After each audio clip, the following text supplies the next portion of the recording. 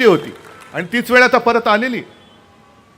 इथल्या खासदारांनी गद्दारी तर केलेलीच आहे, त्याला तर आडवा करायचाच, आडवा करायचाच, कोणत्याही परिस्थितीत करायचा. पण दुसरी लोक जे सरकार सर्वपक्षीय सेट आहेत, सरकार आपल्याकडे येऊ द्या, आपलं सरकार येऊ द्या आपल्याकडे येतील, त्यांचं येऊ द्या त्यांच्याकडे जातील, म्हणजे हे सर्वपक्षीय सेट आहेत. कुठेही गेलं तरी आपलं दुकान चालू. हे दुकान चालवणारी जी काय आता लोक आहेत, दुकानदार म्हणजे ते राजकारणातले, इथे कोण दुकानदार आले असतील त्यांच्याबद्दल नाही मी म्हणत, ही यांची दुकानं आता बंद करायची आहेत.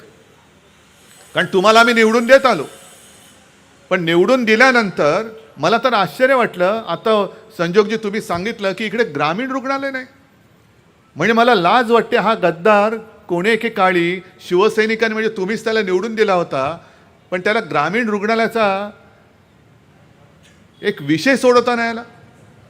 बरं, मधल्या काळामध्ये करोनाचं संकट येऊन गेलं होतं.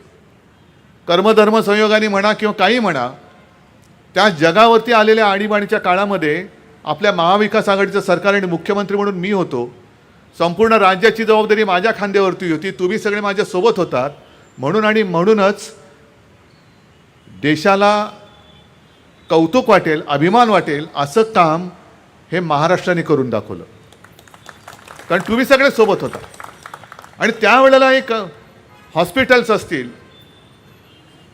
त्याच्यानंतर वॅक्सिनेशनचा कार्यक्रम असेल, त्याची केंद्र असतील, करोनाच्या टेस्ट घेणाऱ्या आपल्या लॅब असतील, यांच्यामध्ये आपण वाढ केली होती. मग त्या काळामध्ये तो खासदार तेव्हा सुरुवातीला आपल्यातच होता. मग त्यांना कळलं नव्हतं तेव्हा की इकडे ग्रामीण रुग्णालय नाही. मी तर सगळीकडे रुग्णालयांना परवानग्या देत होतो. काही ठिकाणी मी वैद्यकीय महाविद्यालयाला सुद्धा परवानगी दिली. मग या सगळ्या याच्यामध्ये फक्त स्वतःचा विचार तुम्ही केला, ग्रामीण भागाचा, या जनतेच्या आरोग्याचा विचार नाही केला. आता पुन्हा कोणत्या तोंडाने मतं मागायला येणार? 10 वर्षामध्ये तुम्ही केलं काय?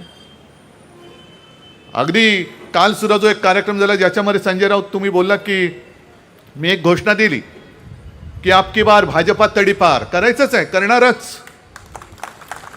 मी नोटीस तर दिलेली आहे, शिक्कामोर्तब तुम्हाला करायचं आहे, कारण तुमची मोहर उठवल्यानंतर ते तडीपार होणार आहेत.